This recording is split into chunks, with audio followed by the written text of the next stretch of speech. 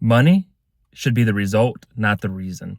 When money is your only motivation, you'll take shortcuts, you'll try to force outcomes, and you'll burn out on the chase because you're chasing a number when you should be chasing significance. You should be chasing something that is purposeful, that makes an impact, that can change lives, that includes people, or that showcase your God given talents, your God given gifts. And what happens is at the end of what you're doing and it helping people, it helping yourself, and it living in your true principle, the results will follow, and the results will be money because you will get paid for your talents, your interests, your hobbies if you learn how to monetize them. There's professional athletes today. There's professional actors, professional music artists. There's professionals of a lot of things. And now, especially in the modern world, people are just streaming and showcasing talents on TikTok, YouTube, things like this, and they're able to monetize it. They're able to get paid for it.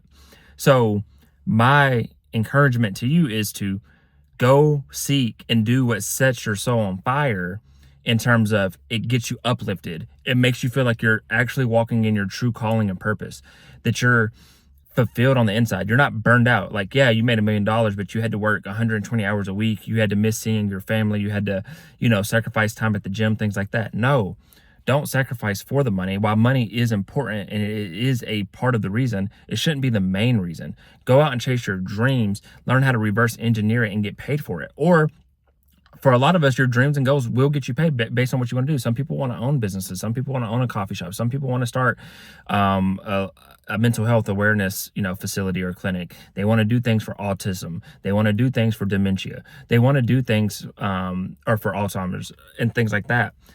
But we end up getting stuck in this loop of working our 9 to 5, our job that we hate. And I'm not saying that all 9 to 5s are bad or all jobs are bad, but we start to lose our purpose to get that Monday through Friday biweekly check.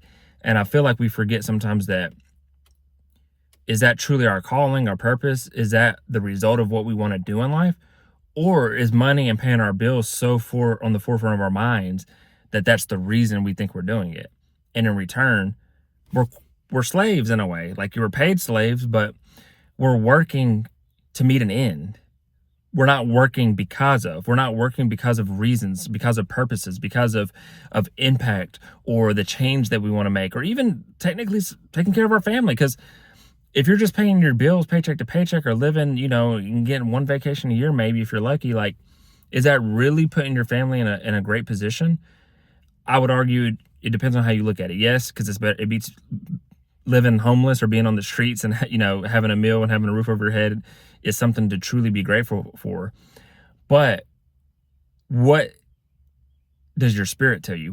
Like I said, what sets your soul on fire? What makes you feel like, man, I could do this 80 hours a week, no problem, because I love doing this, and making what you love turn into work and letting that produce the income, letting that produce the money. And yeah, I don't really know, but I guess what I'm saying is, go do what you think that you're meant to do, what you think the calling on your life is, and let the results speak for themselves. Let the results come in, the impact, but also the money. And stop trying to just chase money, because then you start taking shortcuts. Then you try to do things that are a little bit more sketchy, or quick money and get rich quick schemes and all these different things that are just going to leave you behind. They're going to leave you empty. They're going to leave you without friends, because a lot of business has a lot of, betraying your friends. There's a lot of bad business out there. Even good business that are corporate and legal businesses, but then there's always the business partner that stabs the other one in the back and has an exit or does something to detriment the company. So there's always reasons things don't work out. So, but when you're just chasing that number, you're just chasing that amount in the bank account, it doesn't do it doesn't do the same amount as chasing significance, the significance you can have in your life and the impact you can have on other people's lives, and chasing that and letting results come from that. Because I will say, if you give your all and you help other people, you will be paid for it. You're paid based on value in life. All entrepreneurship is value given. That's how new businesses are started. Is I see a problem that I want to solve, and I'm going to create a product or service that solves that problem, and then I'm going to give it to people, to humans that want to buy it, because it alleviates their pain. It alleviates their problem. So Go out and do that. Go out, give your talents to the world. Go out and give your all. Chase significance, chase a purpose, and you'll be happy in the end. This was Consistency Day 314. Hope you got something from this message. And if you did, I encourage you to like, share, comment, and subscribe for more.